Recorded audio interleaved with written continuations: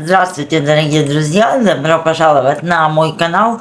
И сегодня мы говорим не просто о переезде в другую страну, мы говорим о глубинном психическом процессе, который он запускает. Давайте отбросим романтику и посмотрим на факты. Когда вы оказываетесь в новой культурной среде, ваша психика сталкивается с масштабным кризисом предсказуемости. Вся ваша прежняя жизнь, осознанно или нет, строилась на тысячах автоматических паттернов. Как расшифровать взгляд, тон голоса, социальную дистанцию, как вести себя в магазине или офисе. Ваш мозг работал на автопилоте, экономя ресурсы. В новой среде этот автопилот отключается резко. Каждое, даже самое простое действие, от покупки билета на автобус до попытки пошутить, требует сознательных умственных усилий. Мозг вынужден постоянно бодрствовать и анализировать, не имея готовых шаблонов для реакции. Это вызывает когнитивную перегрузку. С биологической точки зрения это активирует стрессовую систему. Повышается уровень кортизола, учащается сердцебиение, может нарушаться сон и концентрация. Это не слабость характера, это нормальная нейрофизиологическая реакция на радикально новую и незнакомую среду. Ваша нервная система честно выполняет свою работу, сигнализируя об угрозе, в данном случае угрозе дезориентации и социальной некомпетентности. Первая фаза, которую многие называют эйфорией или медовым месяцем, часто является не столько радостью, сколько состоянием повышенного возбуждения и любопытства, которое также истощает ресурсы. А затем наступает основная фаза, та самая дезориентация и усталость. То, что вы чувствуете растерянность, раздражительность, тоску по мелочам, интеллектуальную и эмоциональную истощенность, это не признаки того, что вы ошиблись или не справляетесь. Это объективные индикаторы того, что сложнейший процесс адаптации идет полным ходом. Ваша психика начала тяжелую работу по построению новых нейронных связей и поведенческих схем. Ваша задача на этом этапе не бороться с этими чувствами и не требовать от себя быстрых побед. Ваша задача признать реальность процесса, дать системе понять, что она в безопасности, и начать методично, маленькими шагами снижать уровень неопределенности, а как именно мы с вами обязательно сегодня и поговорим. И теперь, когда мы понимаем, что стресс и усталость – это неизбежная физиология процесса, давайте посмотрим, что происходит дальше. Начинается основная работа – когнитивная адаптация. Простыми словами, ваш мозг начинает строить новые ментальные модели. Если раньше он действовал по готовым схемам, то теперь он вынужден эти схемы создавать с нуля. Это можно сравнить с установкой новой операционной системы поверх старой. Старая иногда глючит и дает сбои, а новая еще не отлажена. Этот процесс проходит несколько ключевых стадий. Вы перестаете просто чувствовать дискомфорт и начинаете его систематизировать. Вы замечаете, ага, люди здесь говорят нет, не так резко, как у меня на родине. Или здесь не принято так прямо выражать критику. Или здесь другое понимание пунктуальности. Вы начинаете составлять каталог этих различий. Это первый шаг от хаоса к структуре. Сталкиваясь с новой нормой, ваш разум испытывает напряжение, внутри звучат два голоса. Ваш старый, основанный на прежнем опыте, и новый, наблюдающий. Этот конфликт и есть двигатель адаптации, и через него проходит каждый. Вы начинаете пробовать сначала осторожно, как бы примеряя новое поведение. Вы пытаетесь сказать комплимент так, как это делают местные, или, например, вести себя на совещании более или менее напористо. Каждая такая попытка – это сбор данных для вашего мозга. Успешное действие закрепляется как новая нейронная связь, неудачная отсекается или корректируется. Формирование гибкости – это самый ценный навык, который вы приобретаете. Ваш мозг учится переключаться между кодами. Вы понимаете, что не существует одного единственного правильного способа что-то делать. Есть способ, который работает здесь и сейчас, в данном контексте. Это умственная гибкость, прямой путь к психологической устойчивости. Что же важно делать на этой стадии прямо сейчас, чтобы помочь вашему мозгу? Во-первых, не требуйте от себя мгновенного понимания. Ваша цель не стать своим за месяц, а научиться эффективно функционировать. Достаточно понимать 70% происходящего, чтобы ситуация была управляемой. Вместо мысли «это странно и неправильно» задавайте вопросы «интересно, почему здесь это так?» и «какая в этом логика?». Этот сдвиг выключает эмоциональное осуждение и включает аналитический режим, который менее энергозатратный. Когда вы находите успешное решение для повторяющейся ситуации, например, как заказать кофе или попросить о помощи, сознательно его зафиксируйте. Проговорите про себя алгоритм. Это ускорит создание новой устойчивой нейронной связи. Главное проявлять терпение.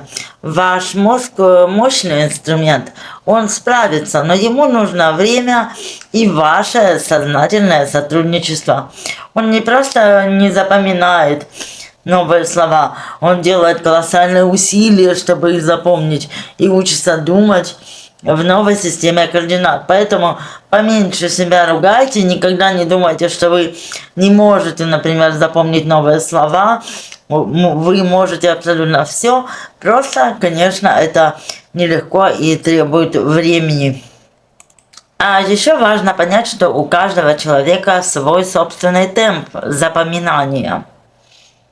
Когда вы постоянно примеряете новые социальные роли, говорите на другом языке, который может не передавать всех оттенков вашей личности, и фильтруете свои реакции, может возникнуть ощущение потери себя. Вы чувствуете себя актером, который играет роль иммигранта, который старается адаптироваться. Где же ваша подлинность? Это состояние, нормальный этап психологической интеграции. Ваша идентичность не исчезает, она вступает в фазу активной перестройки. Раньше она была как монолит, цельный и непротиворечивый. Теперь она становится более сложной, многослойной и в конечном итоге более гибкой. Давайте разберем этот процесс. Итак, ваше «я» начинает естественным образом разделяться на контекстуальные роли. Есть «я» в общении с коллегами на новом языке, оно более сдержанное и осторожное. Есть «я» в разговоре с близкими и дома, оно расслабленное и полная отсылок к общему прошлому.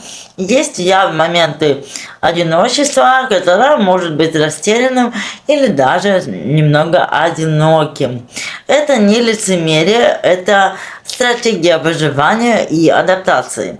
Проблема возникает, когда одна из этих ролей, часто рабочая, адаптивная, начинает подавлять все остальные, и вы забываете, как выключать ее.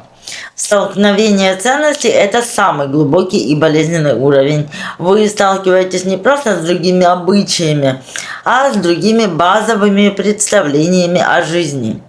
Об индивидуализме, о коллективизме, об иерархии, о семье и успехе. Ваши собственные ценности, которые вы раньше даже не осознавали, потому что они совпадали с окружающими, теперь оказываются под вопросом. Вам приходится заново решать, а во что я на самом деле верю и что для меня важно. Это тяжелая внутренняя работа, но она ведет к невероятному личностному взрослению. Со временем, если процесс идет здоровым путем, начинается интеграция. Вы не просто отбрасываете старое и принимаете новое. Вы создаете свою собственную третью культуру, внутреннюю. Вы берете то, что с вами уже из новой среды, и соединяете это с тем, что было ценно в старой. Вы можете стать более прямым в деловой сфере, сохранив при этом теплоту в личном общении. Вы учитесь ценить новые принципы, не предавая старые. Ваше «я» становится не меньше, а больше. Оно обретает новые грани. Что делать, чтобы поддержать свою идентичность в этот период? Выделите время на родной язык. Читайте, смотрите, общайтесь, занимайтесь хобби, которое связывает вас с вашей историей. Это не шаг назад, а поддержание внутреннего баланса. Ведите дневник на родном языке. Это мощный инструмент для диалога с самим собой. На родном языке вы мыслите наиболее глубоко и искренне. Это поможет отслеживать свои изменения и не потерять внутренний стержень. Найдите культурных переводчиков. Это могут быть другие мигранты, которые прошли этот путь, или открытые местные друзья, с которыми можно обсуждать эти внутренние конфликты. Проговорите все свои переживания. Это снижает их интенсивность и помогает их осмыслить. Спросите себя не кто я, а каким я хочу стать в этом новом контексте. Переформулируйте вопросы из состояния потери в состояние возможностей. Какие черты своего характера вы хотите сохранить и проявить, а какие навыки вы хотите развить. Помните, ощущение потери себя – это признак роста, а не распада. Вы не теряете свое старое «я». Вы строите более сложное, осознанное и устойчивое. Мы с вами поговорим сейчас о практических инструментах для этого строительства, о том, как создавать психологическую устойчивость день за днем. А пока напишите свое мнение в комментариях. Устойчивость – это не врожденное качество, а навык. Его можно и нужно тренировать. Особенно в условиях хронического стресса и адаптации. Я предлагаю работать по 3 ключевым направлениям. Стабильность, ресурсы и мышление. Представьте это как 3 опоры, на которых стоит ваше психологическое благополучие. Опора первая – микростабильность. Когда весь внешний мир непредсказуем, ваша задача создать зоны предсказуемости внутри. Не глобальную рутину, а то, что я называю якорными привычками. Это простые, несокращаемые ритуалы, которые принадлежат только вам. Например, одна и та же чашка кофе утром, 10 минут зарядки в одно и то же время, вечерняя прогулка вокруг квартала, чтение 5 страниц книги перед сном. Эти действия дают мозгу сигнал: вот эти моменты и это пространство под моим контролем. Они снижают общий фон тревоги, экономят энергию и принятие мелких решений, а еще создают, безусловно, ощущение опоры. Опора вторая – преднамеренное восстановление. Культурная усталость – это факт, значит, восстановление должно быть не случайным, а запланированным. Разделите восстановление на 2 типа – пассивное и активное. Пассивное – это, например, отдых, когда вы ничего не делаете, сон, просто полежать или созерцание. Его нельзя стигматизировать, оно необходимо. Активная – это деятельность, которая приносит чувство удовлетворения и радости, перезагружая вас. Ключ такой: она должна быть легко доступной в новых условиях. Не поехать в горы, а сходить в ближайший парк. Не нужно организовать большую вечеринку, а просто приготовить любимое блюдо. Ваша задача составить личный список из 5 таких доступных активностей и обращаться к нему, когда вы чувствуете истощение. Опора третья – управление фокусом внимания. В состоянии стресса внимание автоматически фокусируется на неудачах и на угрозах. Это естественный механизм выживания, но в долгосрочной перспективе он, к сожалению, ведет к выгоранию и депрессии. Ваша задача сознательно перенаправить фокус. В конце каждого дня, независимо от того, насколько он был сложным, найдите и запишите 3 нейтральных или позитивных момента. Не глобальных, а конкретных и маленьких. Эта практика тренирует мозг и замечает ресурсы, а не только угрозы, и постепенно меняет ваш внутренний нарратив. Эти инструменты не избавят вас от трудностей. Их цель – предотвратить психологическое истощение и дать вам внутреннюю опору, чтобы встречать трудности и состояние относительной силы, а не состояние опустошенности. Внедряйте эти опоры постепенно. Начните с одной якорной привычки. Через неделю добавьте список для восстановления.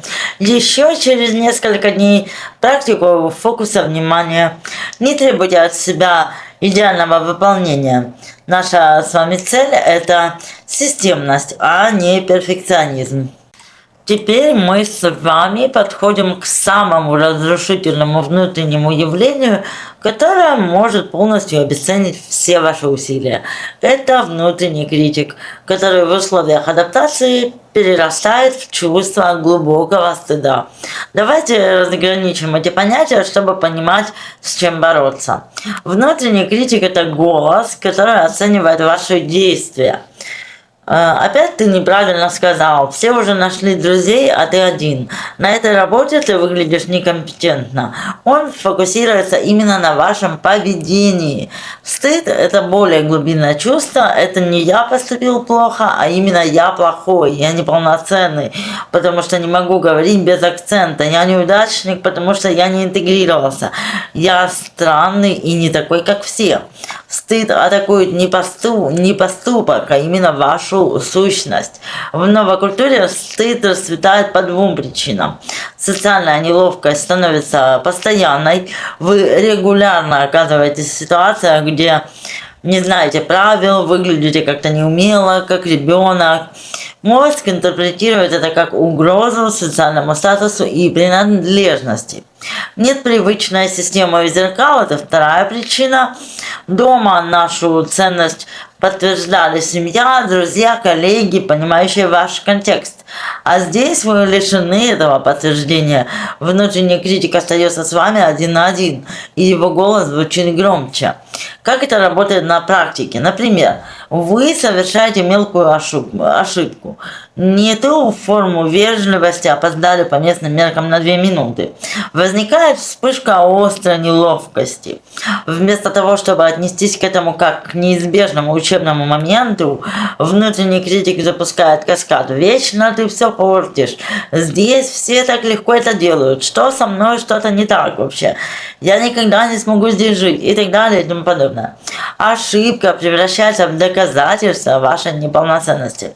Что же с этим делать? Стратегия обезвреживания, дистанцирования и называния. Как только вы чувствуете волну самобичевания, сделайте паузу и мысленно скажите «стоп», это говорит мой внутренний критик. Это не объективная реальность, а моя интерпретация. Или я сейчас чувствую стыд. Это чувство, а не факт.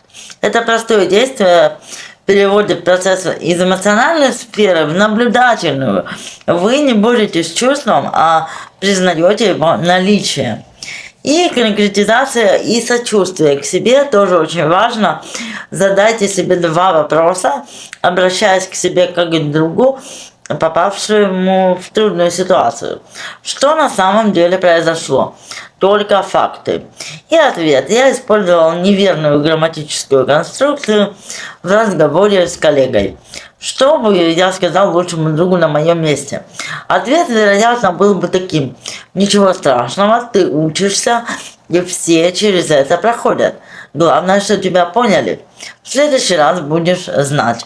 Этот диалог, это акт самосострадания, это не жалость к себе, а признание. Да, сейчас это трудно, это нормально испытывать трудности. Я имею право на ошибку и поддержку, особенно от самого себя.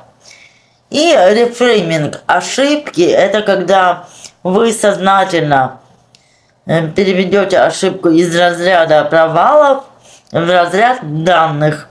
Например, фраза «я опозорился» заменяется на «я получил важную информацию о местных нормах и пунктуальности. Теперь я знаю точнее». Каждая ошибка – это не черная метка, а точка на карте, которая делает ваш ментальный ландшафт четче. Практика на неделю, друзья. Всякий раз, когда вы ловите себя на самоуничижительной мысли «я идиот», остановитесь и перефразируйте ее в конкретику о действии и добавьте сочувствие. Например, я чувствую себя неловко, потому что я не сразу понял инструкцию. Это нормально, не понимать все с первого раза в новой обстановке. Ваша задача перестать быть своим тюремщиком и стать своим союзником. Без этой фундаментальной устойчивости не построить, без этой линии поведения. Ваша задача перестать быть своим тюремщиком и стать своим союзником. Без этого фундаментальной устойчивости не построить. До сих пор мы говорили в основном о внутренней работе, это, конечно, основа, но человек – существо социальное, без связи с другими наша психика начинает чахнуть. В новой культуре именно построение отношений самый сложный и энергозатратный, но и самый исцеляющий этап. Часто возникает замкнутый круг из-за усталости и неуверенности в себе, вы отстраняетесь. Одиночество усиливает стресс и негативный внутренний диалог. Это подтверждает убеждение «я здесь чужой», и вы отстраняетесь еще больше. Разорвать этот круг можно только сознательным путем и маленькими действиями. Важно понять ключевую вещь. Ваша задача сейчас не завести лучшего друга на всю жизнь, а установить регулярные, предсказуемые, позитивные социальные контакты.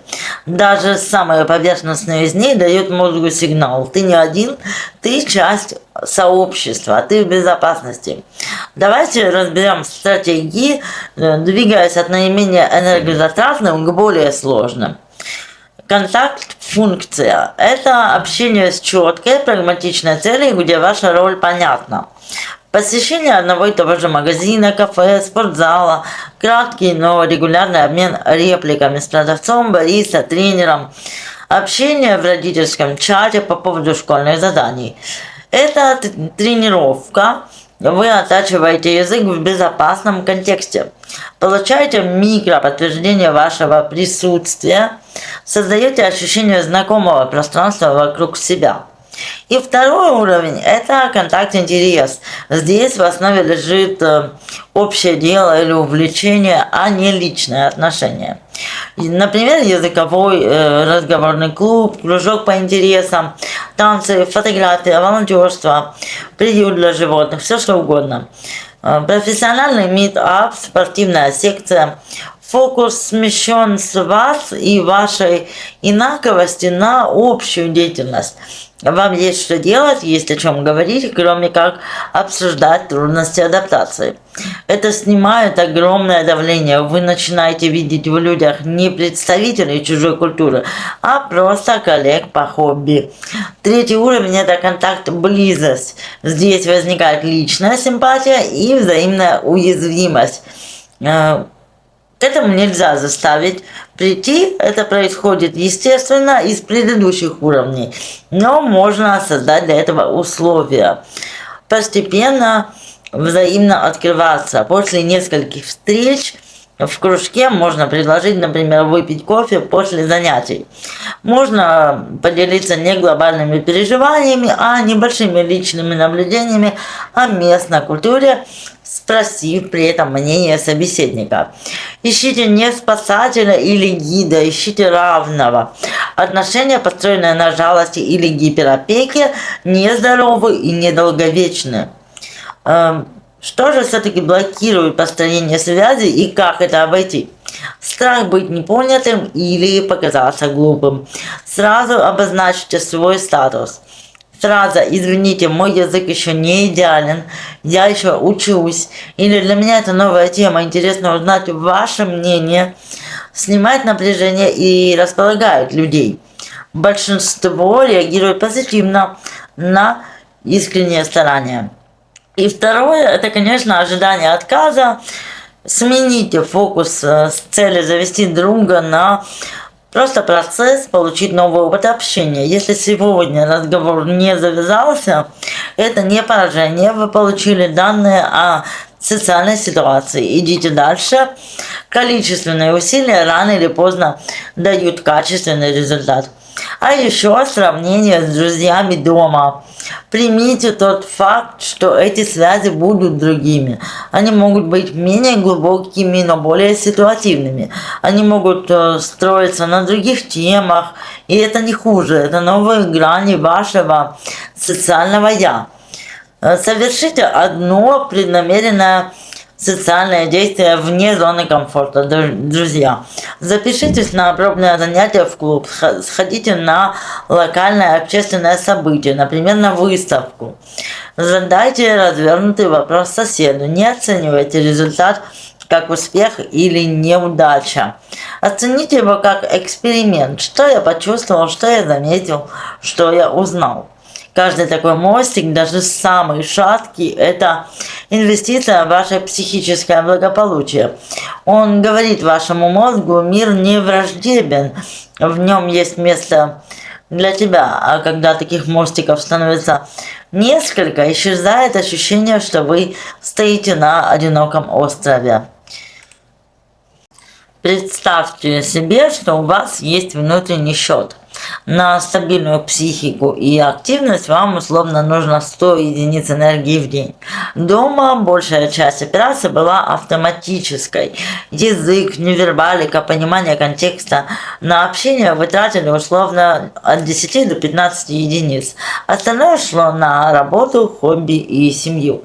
В новой среде только на поддержание базового общения уходит в 5 раз больше. Каждая фраза требует перевода, даже если мысленно, анализа, подтекста, контроля над произношением и жестами. Вы постоянно в состоянии повышенного внимания. В итоге на часовую встречу вы можете потратить не 15, а 60 единиц. Именно поэтому после, казалось бы, приятной беседы вы чувствуете себя как выжатый лимон. Это не значит, что общение было плохим, это значит, что вы провели интенсивную когнитивную работу. Если не управлять этим условным бюджетом, наступает социальное банкротство, выгорание, раздражительное желание полностью изолироваться. Чтобы этого не случилось, нужна стратегия. В течение недели просто наблюдайте, после каких активностей вы чувствуете подъем, а после каких полное опустошение. Разговор с кем, в какой обстановке, на какую тему. И запишите это. Вы увидите свои энергетические доноры и энергетические вампиры в новом контексте. Планируйте восстановление еще до события. Это ключевое правило. Если вы идете на вечеринку, где будет много незнакомцев и шума, которая, как вы уже знаете, истощает, запланируйте энергетический карантин после. Оставьте следующий час или вечер абсолютно свободным для пассивного отдыха. Не вините себя потом за усталость, вы ее спрогнозировали и отвели для нее место. Это переводит вас из роли жертвы в роль управленца своими ресурсами. Используйте социальные костыли. Это приемы, которые снижают энергозатраты на общение. В начале встречи или разговора можно сказать: «Сегодня я немного устал, поэтому могу говорить медленнее» или «буду меньше болтать». Это снимает с вас давление оказаться идеальным и экономит силы. В разговоре стремитесь говорить 30% времени, а не 70%. Слушать и задавать вопросы. Слушать и понимать, особенно если тема знакома, почти всегда легче, чем формулировать мысли на новом языке. Это дает передышку. Если чувствуете перегрузку во время общения, шум в голове или перестаете понимать речь, найдите предлог на минутку выйти в туалет, например, или попейте воды. Сделайте несколько глубоких вдохов и выдохов. Ощутите стопы на полу. Это перезагрузит нервную систему. А еще научитесь, пожалуйста, отказывать без чувства вины. Это, пожалуй, самый важный навык. Вас могут приглашать на многие события из лучших побуждений. Но если ваш счет энергии на нуле, а вечер в большой компании его окончательно опустошит, это не гостеприимство, это угроза вашему благополучию. Отказать можно мягко, но твердо. Большое спасибо за приглашение, это очень мило, но сегодня у меня уже есть планы, надеюсь, в другой раз. Создавайте зоны нулевой адаптации. Это время и пространство, где вам не нужно прилагать ни малейших усилий для понимания контекста. Общение с близким человеком из дома по видеосвязи, просмотр знакомого сериала, чтение книги на родном языке – это не шаг назад, это зарядка аккумулятора специальным высокооктановым топливом, без которого далеко не уедешь, друзья. Управление энергией – это не эгоизм, это профессиональный подход к самому важному проекту вашей адаптации. Когда вы перестаете тратить силы на борьбу с усталостью и начинаете их сознательно распределять, вы получаете контроль над процессом. Мы с вами, друзья, много говорили о когнитивных и социальных аспектах адаптации, но есть уровень более базовый, фундаментальный, чем мысль или слово. Это уровень тела. В состоянии хронического стресса и неопределенности мы часто убегаем к себе в голову, постоянно анализируем, что-то планируем, беспокоимся. Тело при этом остается вне фокуса внимания, а его сигналы игнорируются. Между тем, именно тело наш самый честный барометр и самый надежный якорь.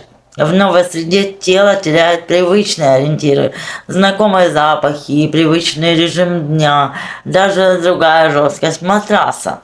Оно тоже находится в состоянии легкого, но постоянного стресса, который проявляется как хроническое мышечное напряжение, проблемы с пищеварением, нарушение сна, ощущение разброшенности, легкого даже головокружения, как будто вы до конца не чувствуете землю под ногами. Это состояние называется дереализация или потеря чувства реальности. И лучший способ с ним справиться – заземлиться, то есть вернуть сознание и тело в текущий момент.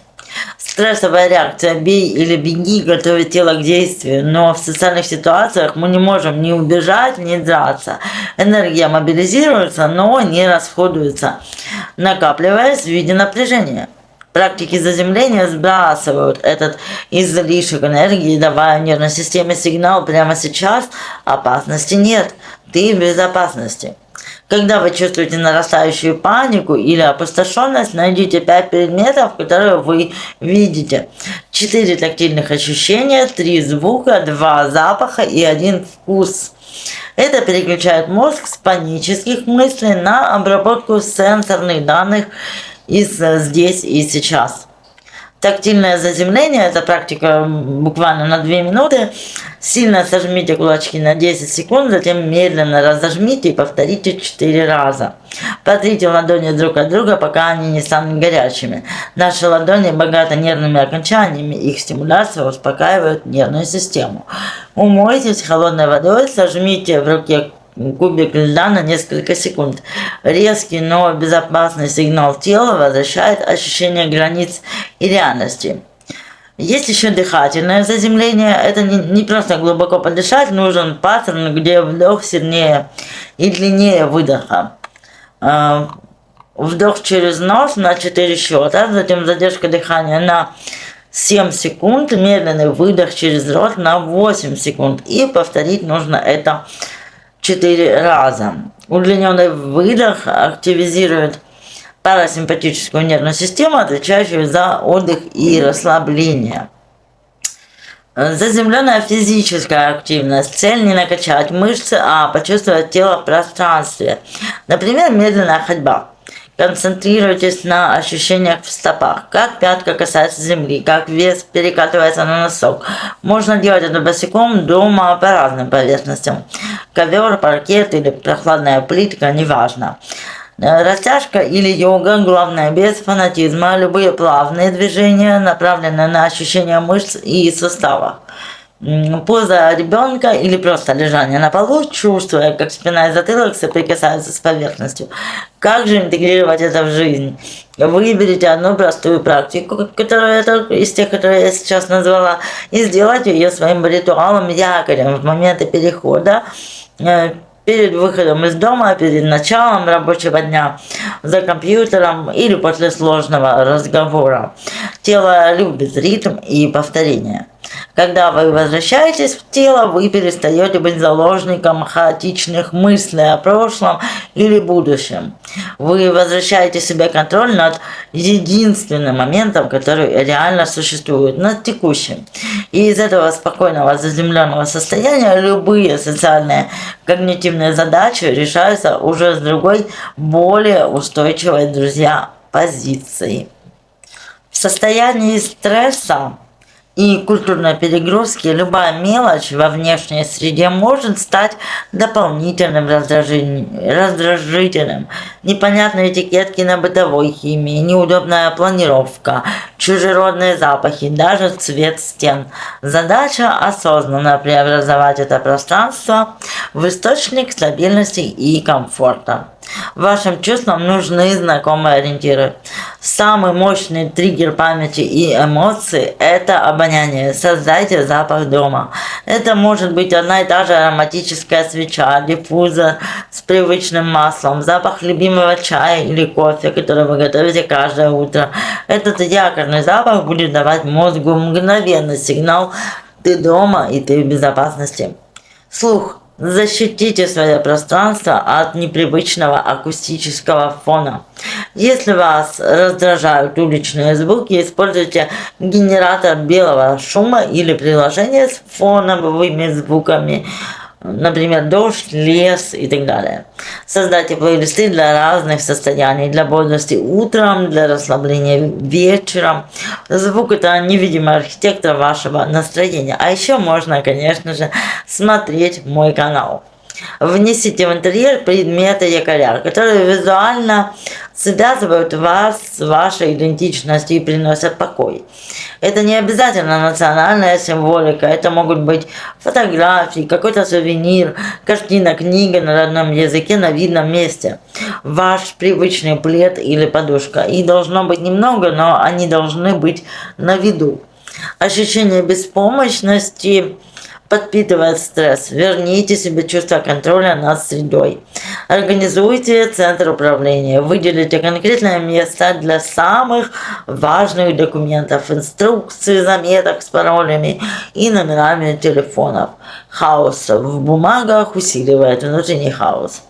Научитесь уверенно пользоваться плитой, стиральной машиной и системой отопления. Не бойтесь наклеить на них стикеры с инструкциями на родном языке. Цель не героизм, а снижение когнитивной нагрузки на рутинных задачах. Определите в доме место, где вы только отдыхаете. Не работаете, не листаете социальные сети в тревоге, а читаете, пьете чай, смотрите в окно. Тело запомнит эту связь, и место равно расслабление. Ваш дом – это территория, где вы имеете право на свою третью культуру. Не отказывайтесь от своего, готовьте привычную еду. Это не только ностальгия, это мощный телесный якорь. Смотрите фильмы на родном языке. Это дает психике необходимый отдых. Но также не забывайте обязательно интегрировать новое. Постепенно добавляйте в быт локальные элементы, которые вам искренне нравятся. Например, местный сыр, красивую керамику, растения, типичные для этой страны. Не из чувства долга, а из искреннего интереса. Так пространство становится отражением вашего синтеза, а не поле битвы между старым и новым. Что это дает в итоге? Вы создаете психологический буфер после тяжелого дня, полного культурных нестыковок и напряжения. Вы переступаете порог и попадаете в среду, которая на 100% под вашим контролем, которая говорит на языке ваших чувств и поддерживает вашу идентичность. Здесь можно сбросить броню, перевести дух и восстановить силы для нового дня. Ваш дом становится не просто жильем, а активным инструментом вашей адаптации, материальной опорой для психики, так сказать. До этого момента мы фокусировались на внутренней устойчивости и бытовой адаптации. Теперь выходим на новый, не менее сложный уровень – профессиональную и социальную самооценку. В новой среде рушатся привычные маркеры вашей компетентности и статуса. Вы можете быть экспертом с 15-летним стажем, но здесь вас могут воспринимать как начинающего из-за акцента или незнания локальных норм. Это болезненный удар по идентичности. Ключевая ошибка на этом этапе – пытаться играть роль по старым правилам, доказывая, что вы точно такой же крутой, как и дома. Это путь к выгоранию. Нужна иная стратегия. Не доказательство, а переупаковка и трансляция. Разделите свой багаж на 3 категории. Универсальные навыки, анализ данных, программирование, финансовое моделирование, хирургические техники. Они чаще всего легче переносятся, но требуют подтверждения дипломы, сертификаты, портфолио. Культурно-зависимые навыки, знание законодательства, маркетинговые стратегии, построение сети контактов, управление людьми в конкретной корпоративной культуре. Эти навыки требуют активной перепрошивки. Вы не отказываетесь от них, вы учитесь применять их основу в новых реалиях. Сверхнавыки. Именно они становятся вашим главным козырем. Это способности, выращенные опытом жизни между культурами. Когнитивная гибкость, управление неопределенностью, наблюдательность к нюансам, снижение эго, устойчивость к стрессу. Вы развили их сами, того не желая, в процессе адаптации. Вы должны научиться говорить о себе на языке, понятном новой системе. Перевод резюме – это не просто лингвистическая задача, это культурный перевод, поэтому исследуйте, как здесь формируют достижения, какие ключевые слова используют в вашей отрасли, какой формат и структура считается профессиональным. Создайте нарратив своей карьеры, придумайте убедительную историю, которая связывает ваш прошлый опыт с настоящими амбициями здесь. Не я был там начальником, а мой опыт управления командой в условиях X дает мне уникальное понимание того, как можно оптимизировать процессы Y, что, как я вижу, актуально для вашего рынка. Сформулируйте за 30 секунд, кто вы, каков ваш ключевой супернавык и как он может решить проблему местного работодателя. Начните с микропроектов, не ждите сразу идеальной позиции, возьмитесь за фриланс, задачу, волонтерство в профессиональной ассоциации, консультационный проект. Это даст вам локальные кейсы, знакомства и уверенность. Найдите культурных проводников профессии. Это не обязательно ментор, а коллеги, которые готовы пояснять неписанные правила, как проходят встречи, как принято давать обратную связь, кто ключевые игроки. Одна подсказка может сэкономить месяцы проб и ошибок.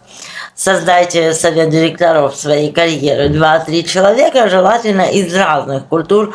Один местный, один такой же адаптант, успешно прошедший этот путь, один из вашей индустрии, с которыми вы можете обсуждать карьерные шаги. Перестаньте воспринимать свой иммигрантский опыт как недостаток. Начните видеть в нем источник уникального конкурентного преимущества. Вы способны видеть проблемы под другим углом и замечать то, что не видят локальные специалисты, привыкшие к системе. Вы носитель двойной картины мира. Это редкий и ценный навык в глобализованной экономике. Ваша профессиональная ценность не исчезла, она временно находится в состоянии апгрейда. Задача этого этапа – корректно установить новое программное обеспечение и научиться им пользоваться. Ваша жизнь теперь разделена географически. Одна часть вас здесь, в процессе строительства нового, другая часть там, в воспоминаниях и в людях, которые остались. Отношения с прошлым – один из самых тонких и эмоционально заряженных аспектов адаптации. Ностальгия может быть утешительным одеялом или одеялом, которое душит. Но бывает дезадаптивная ностальгия, когда ностальгия становится именно ловушкой. Вы начинаете идеализировать прошлое, стирая из памяти трудности и проблемы, которые там тоже были. Вы используете общение с домом для бегства от настоящего. Долгие часы в социальных сетях, сравнения, постоянные разговоры о том, как здесь все плохо. Прошлое становится альтернативной реальностью, в которой вы мысленно живете, замедляя свою интеграцию здесь и сейчас. Это форма сопротивления изменениям. А вот когда ностальгия становится ресурсом, это называется адаптивная ностальгия. Именно она дает чувство преемственности. Вы не человек без корней, вы продолжение своей истории. Она становится источником силы в трудные моменты. Воспоминания о том, как вы справлялись с кризисами раньше, напоминают о вашей силе. Она помогает поддерживать эмоциональный баланс, давая передышку в знакомом эмоциональном поле. Как же превратить ностальгию из ловушки в ресурс? Установите для себя коммуникационный бюджет. Бесконечные чаты и просмотр лент друзей не помогут им жить там, а вам здесь. Определите четкое время для глубокого общения, например, воскресный вечерний звонок семье. А в остальное время будьте здесь. Это не холодность, а забота о своем психическом ресурсе и уважение к своему новому пути. Сознательно смещайте фокус общения. Вместо «здесь все ужасно», «у нас было лучше», попробуйте «сегодня было сложно, но я попробовала сделать так-то». А как у вас дела с теми делами? Делитесь не только проблемами, но и маленькими открытиями и победами. Это помогает вам замечать прогресс, а вашим близким видеть вас не как вечную жертву, а как активного человека. Задавайте вопросы о их жизни, а не только рассказывайте о своей. Это сохраняет связь на уровне взрослых, равных людей, а не на уровне страдающего ребенка и спасателей. Не храните прошлое только в цифровом виде. Впустите его в свою текущую жизнь в контролируемой, дозируемой форме. Готовьте семейное блюдо не тогда, когда вам грустно, а чтобы праздновать маленькую победу здесь. Рассказывайте новым друзьям и коллегам уместные истории из прошлого опыта, которые иллюстрируют ваши ценности или навыки. Создайте новый ритуал, который объединяет старую и новую традицию. Например, отмечать местный праздник, но готовить к нему одно свое традиционное угощение. Когда ловите себя на идеализации прошлого, спросите честно: я действительно хотел бы вернуть всю ту жизнь со всеми ее ограничениями, рутиной, нерешенными проблемами, или мне просто не хватает уверенности и простоты на данном этапе жизни? Этот вопрос возвращает вас в реальность. Главный принцип, друзья, в том, что прошлое – это база, а не дом. Это место, откуда вы стартовали, фундамент вашей идентичности. Но жизнь, вы теперь живете здесь и строите вашу жизнь здесь, и жить нужно тоже здесь. Здоровое отношение с прошлым – это когда вы берете с собой в дорогу нужные инструменты и теплые воспоминания, а не тащите на спине весь старый дом, сгибаясь под его тяжестью. В процессе адаптации вы сталкиваетесь не только с чужим языком, но и с чужим эмоциональным ландшафтом. То, что в вашей культуре выражалось громко и прямо, здесь могут прятать за улыбкой. То, что считалось вежливой сдержанностью дома, здесь могут принять за холодность. Вы можете ловить себя на странных чувствах. Раздражение от излишней, как вам кажется, вежливости, грусть в момент, когда положено радоваться, или полную эмоциональную пустоту там, где вы ожидали бурной реакции. Это происходит потому, что культура определяет не только, как выражать эмоции, но и что считать эмоцией, достойной внимания. Ваш внутренний мир проходит через двойной фильтр. Ваши врожденные реакции и культурные правила чувствования, усвоенные с детства. Происходит эмоциональный диссонанс, друзья. Вы чувствуете одно, но стараетесь выразить то, что уместно в новой культуре. Это, конечно, требует энергии и создает внутреннее напряжение. Под давлением нового вы можете начать сомневаться в аутентичности своих чувств. Постоянная необходимость расшифровывать чужие эмоции и контролировать свои истощают тот же ресурс, что и когнитивная нагрузка. Как наладить контакт со своими эмоциями в этом хаосе? Первое и главное правило: ваши эмоции не бывают неправильными. Раздражение, тоска, зависть, апатия, необъяснимая тревога – все это законные реакции на экстремальные изменения. Перестаньте, пожалуйста, их оценивать. Ваша задача не судить, а замечать. Введение эмоционального дневника на родном языке – это ваш полигон для честности. Раз в день хотя бы 5 минут пишите потоком. События, ощущения в теле, первичная эмоция, мысль, интерпретация, культурный фильтр. Эта практика разделяет слои: чистое чувство, телесная реакция, культурная настройка. Вы перестаете быть заложником хаотичного комка переживаний. Наблюдайте не только за тем, что люди выражают, но и за тем, что они не выражают. Если в культуре ценится позитив и непринужденность, грусть или гнев могут уходить в психосоматику или даже пассивную агрессию. Если в культуре ценится сдержанность, радость может выражаться не бурно, а через действие. Внимание, забота, практическая помощь. Спросите у культурного проводника, как люди здесь обычно показывают, что они расстроены, что принято делать, когда они радуются. Вы составляете разговорник не слов, а именно эмоциональных, скажем так, протоколов. Вы не обязаны полностью перенимать новый стиль. Вы имеете право создать свой гибридный. Определите для себя, какие ваши эмоциональные проявления вы хотите сохранить. Где вам нужно освоить местный код для эффективности и где вы можете стать мостиком, внося полезное разнообразие. Ваш эмоциональный мир не ломается, он расширяется. Вы просто учитесь чувствовать и выражать более широкий спектр оттенков. Сначала это похоже на какофонию, но со временем вы сможете осознанно выбирать, на каком эмоциональном диалекте говорить в той или иной ситуации, не теряя связи с собственной внутренней правдой. В адаптации есть эмоции, о которых неудобно говорить. Зависть – одна из них. Вы можете застать себя на мысли, почему у него так легко получается язык, а я топчусь на месте. Она уже нашла крутую работу, а я еще нет.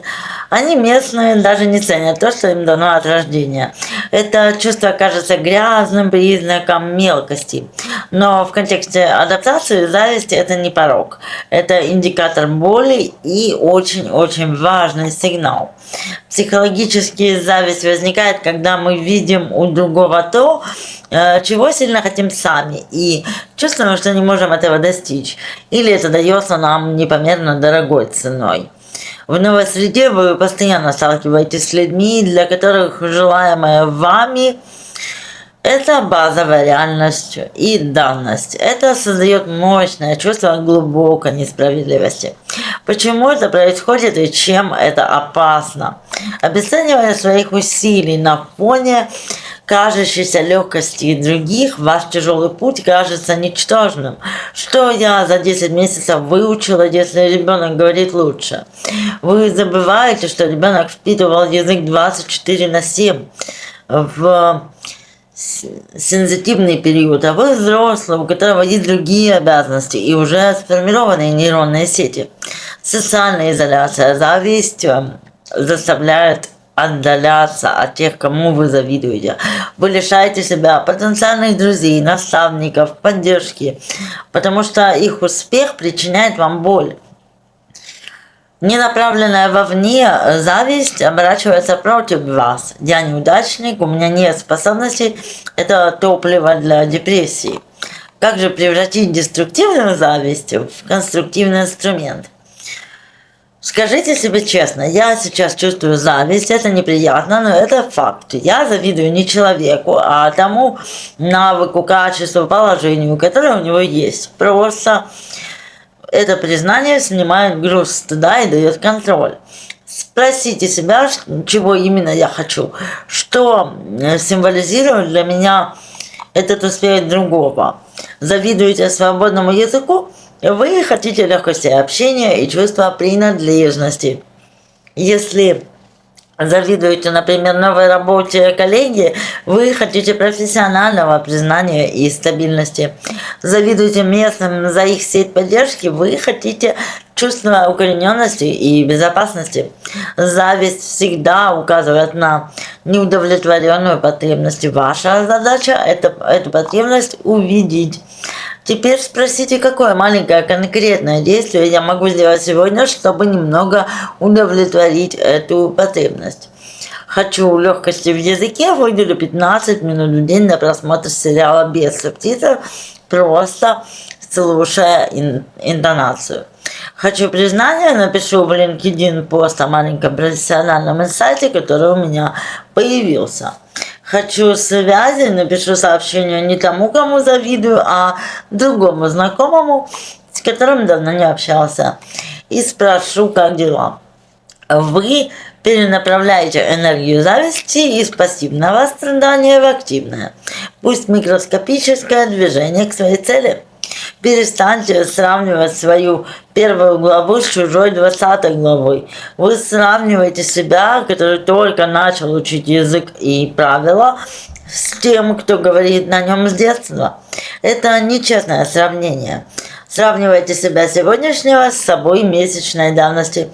Видите прогресс? Даже если это один новый устойчиво употребляемый оборот, это победа. Помните, их легкость часто иллюзорна для вас. У них свои сложности и ограничения, я говорю про местных, которых вы не видите. А ваше преимущество в другом. В свежем взгляде, в двойном опыте, в реализме.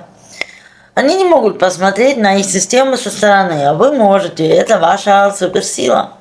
Зависть в адаптации не ваш враг. Это суровый, но честный тренер, который указывает вам на самые больные и самые важные точки роста.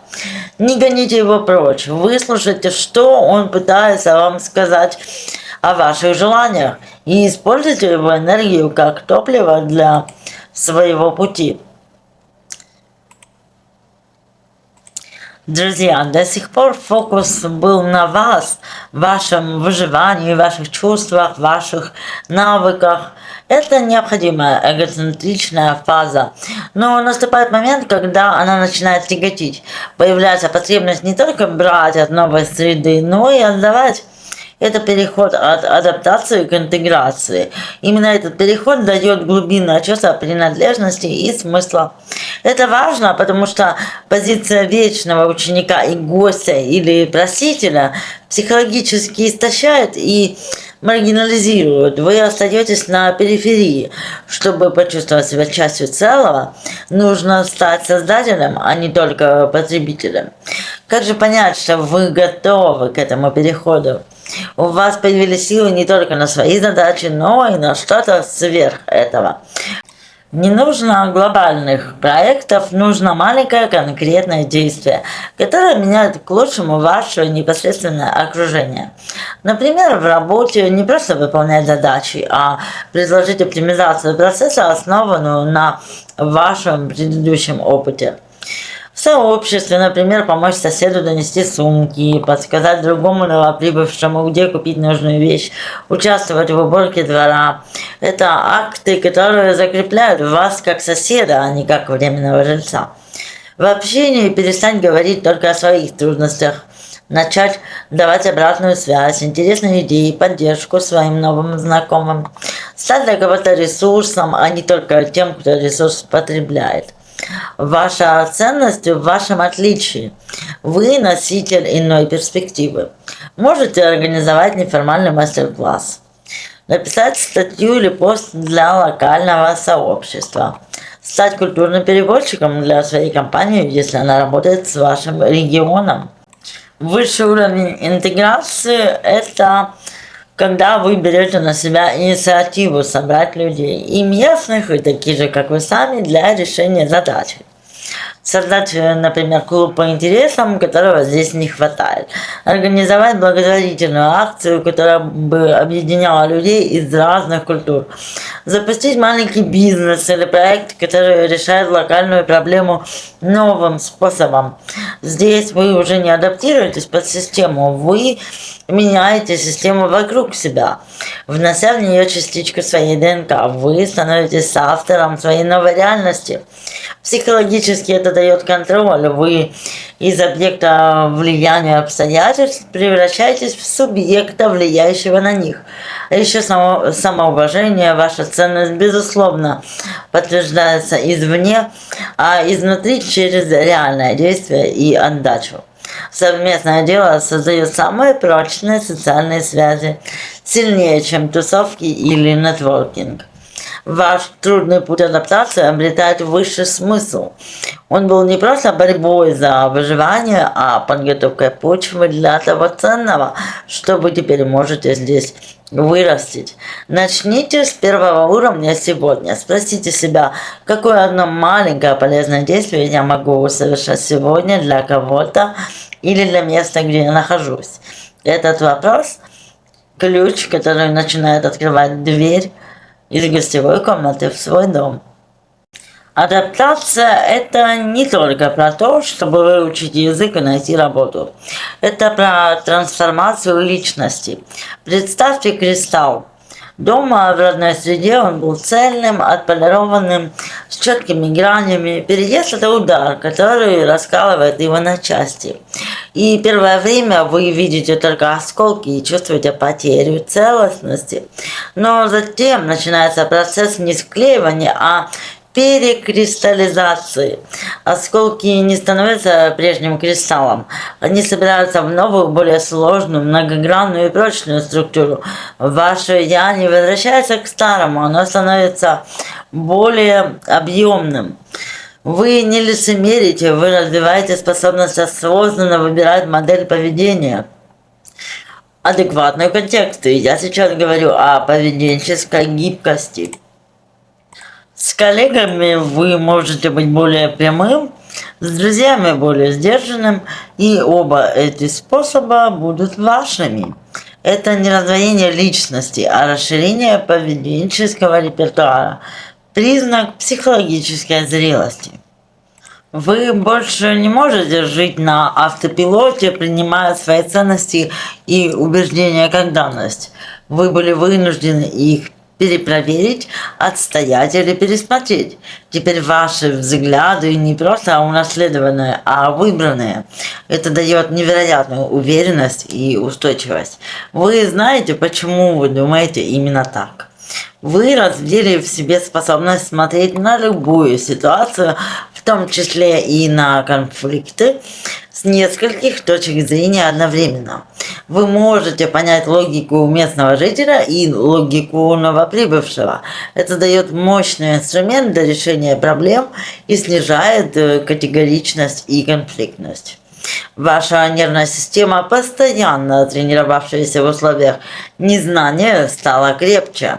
Непредсказуемость перестала вызывать панику, вы научились действовать, не имея полной картины, и доверять своей способности справляться с последствиями. Это один из самых ценных навыков в современном мире. Вы больше не определяете себя исключительно через национальность. Вы начинаете чувствовать: я это я, моя личность включает в себя опыт жизни в культуре А, адаптацию в культуре Б. И это дает мне уникальную перспективу, которая не принадлежит полностью ни одной из них. Вы обретаете чувство принадлежности к обществу людей, прошедших через подобный опыт. К третьей культуре. Процесс может пугать, если говорить о принятии нового «я». Иногда будет казаться, что вы потеряли что-то искреннее, простое, настоящее. Но это иллюзия. Детская простота не может остаться нетронутой после такого опыта. Ее место должна занять сложная искренность. Искренность человека, который знает себя глубже. Составьте список, что я узнала о себе за время адаптации. Не навыки, а именно качество. Я узнала, что я, например, более упорная, чем я думала.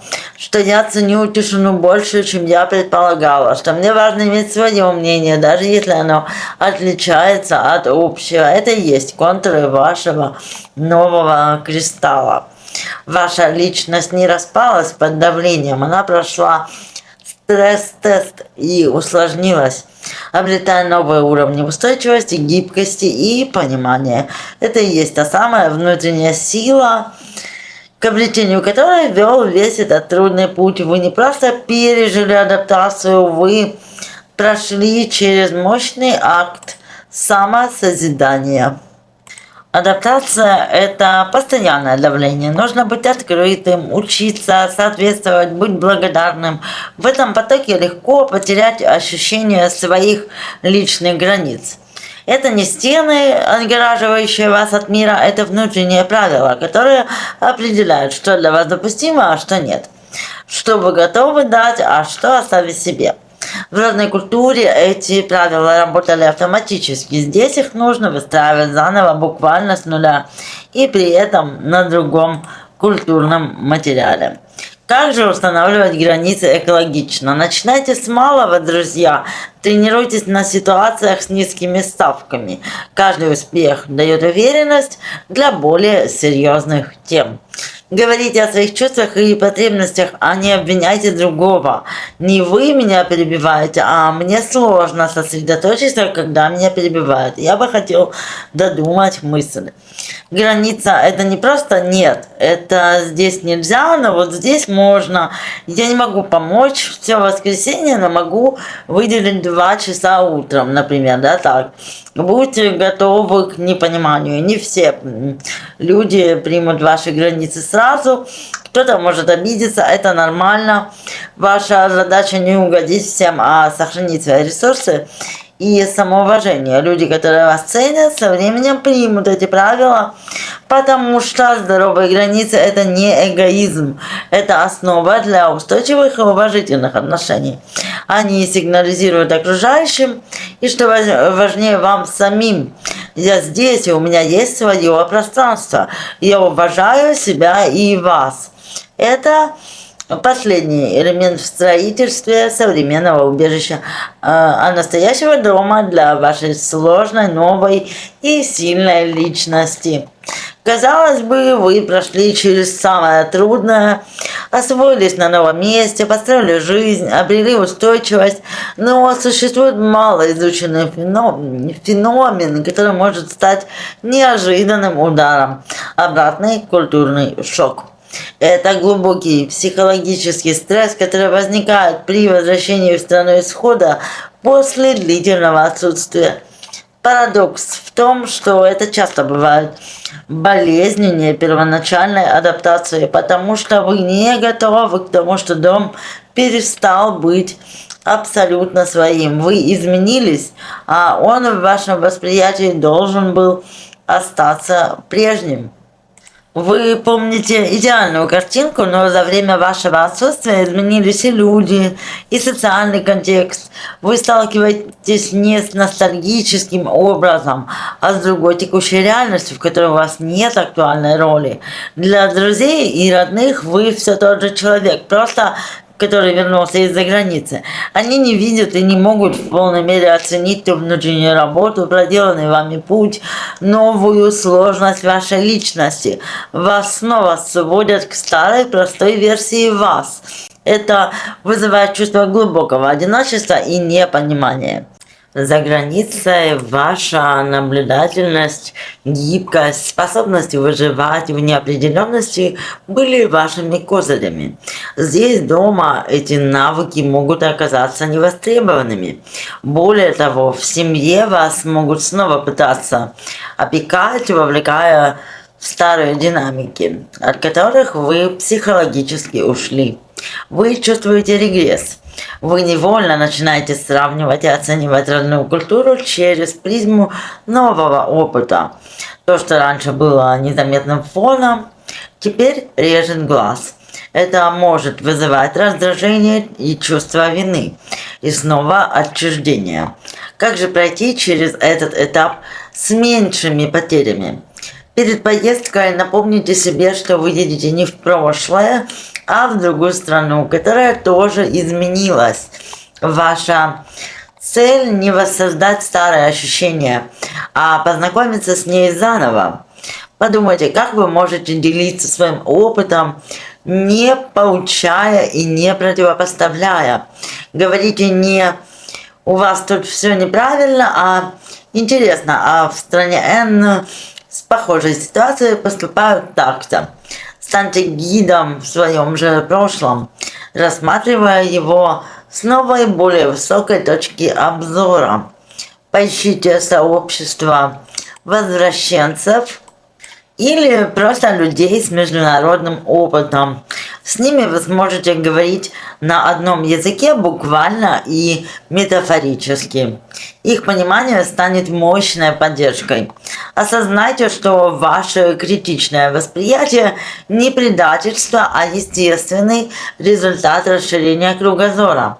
Позвольте себе замечать различия, но не зацикливайтесь на их оценке. Просто констатируйте, да, здесь вот так, в том месте, где я живу сейчас, иначе. И то, и другое просто факты. Имея билет обратно и понимание, что это визит, а не окончательное возвращение, психологически легче. Это превращает поездку в исследовательскую миссию, а не в экзистенциальный кризис.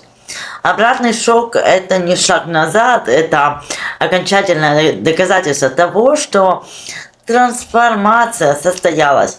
Вы больше не полностью вписываетесь в старую матрицу. Это болезненно, но это знак роста. Проживая этот опыт, вы окончательно принимаете свою новую, более широкую идентичность. Человека, который принадлежит не одному месту на карте, а своему уникальному жизненному пути, проложенному между мирами. Вы прошли через бурю адаптации и обратного шока, вы построили новую жизнь и новую личность. Теперь ключевой вопрос, как это сохранить? Как превратить хрупкое равновесие в прочный фундамент, который выдержит любые будущие кризисы, будь то потеря работы, личные трудности или необходимость нового переезда. Устойчивость – это не состояние, а динамический навык, набор практик и принципов. Это ваш внутренний иммунитет. Вот как закрепить его на долгосрочную перспективу. Вы научились вести внутренний диалог в кризисе. Не бросайте эту практику. Раз в месяц задавайте себе смотровые вопросы. Что меня сейчас питает энергетически, эмоционально, интеллектуально? Что истощает? Какие из моих границ работают хорошо, а какие требуют укрепления? Где я чувствую рост, а где застой. Это не самокопание, а техническое обслуживание вашей психики. Вы вовремя заметите признаки выгорания или неудовлетворенности. Ваше самоощущение не должно зависеть от одного столпа. Я успешный экспат, я сотрудник такой-то компании. Это опасно. Создайте профиль идентичностей. профессиональная, социальная, творческая или хобби-идентичность, культурно-трансляционная. Если один сектор рухнет, остальные удержат каркас вашей личности. Речь не о наивной вере, что все будет хорошо. Гибкий оптимизм – это реалистичная уверенность в своей способности справиться с тем, что будет. Вспомните 5 самых сложных ситуаций, которые вы уже преодолели в процессе адаптации. Зафиксируйте, какие именно внутренние ресурсы вам помогли. Это список есть в ваше досье личной силы. Обращайтесь к этому списку в трудные минуты, как к доказательству того, что вы справились. Психика любит ритм и маркеры. Поэтому создайте свои личные ритуалы, которые символизируют завершение одного этапа и начало другого, обновляя вашу энергию. Например, годовой, в день иммигрантской годовщины, не просто вспоминать трудности, а проводить церемонию признания своих побед, записать, чему вы научились за год, и отпустить список того, от чего вы решили отказаться. Либо кризисный, тоже очень полезно, при стрессе сознательно совершать ритуальные действия. Это сигнал телу и мозгу: сейчас будет сложный период, но у меня есть свой якорь и процедура прохождения через это. Так же, как вы откладываете деньги, откладывайте ресурсы для психики. Поддерживайте не только глубокие, но и легкие приятные связи. Они сеть безопасности. Постоянно учитесь чему-то не связанному с работой. Изучение нового поддерживает нейропластичность мозга и чувство компетентности. Планируйте и совершайте маленькие приключения даже в пределах своего города. Новый опыт, даже позитивный, это микротренировка адаптивности. Ваша устойчивость – это ваш самый главный актив. Вы создали его сами в огне испытаний. Теперь ваша задача не дать ему заржаветь, регулярно прокачивайте его через осознанность, диверсификацию, реалистичную веру в себя и обновляющие ритуалы. Эта система станет вашим внутренним компасом, который будет вести вас через любые будущие перемены не с тревогой, а с уверенностью в своей способности пройти путь и стать при этом гораздо сильнее. Друзья, мы с вами подошли к символическому завершению первого, самого интенсивного витка спирали адаптации.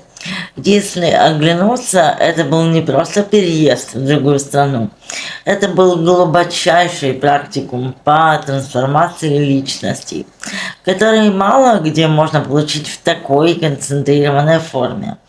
Давайте подведем итоги не в виде списка пройденных тем, а в виде набора уникальных компетенций, которые вы, возможно, сами в себе не замечали. Вы не просто справились, вы прошли ускоренный курс по ключевым навыкам 21 века. Вы стали экспертом по управлению неопределенностью. Пока мир боится хаоса, вы прошли через его эпицентр. Вы научились принимать решения при недостатке данных, действовать без гарантий и находить опору внутри себя, когда внешняя почва уходила из-под ног. Это делает вас невероятно ценным в любой динамической среде, профессиональной или личной.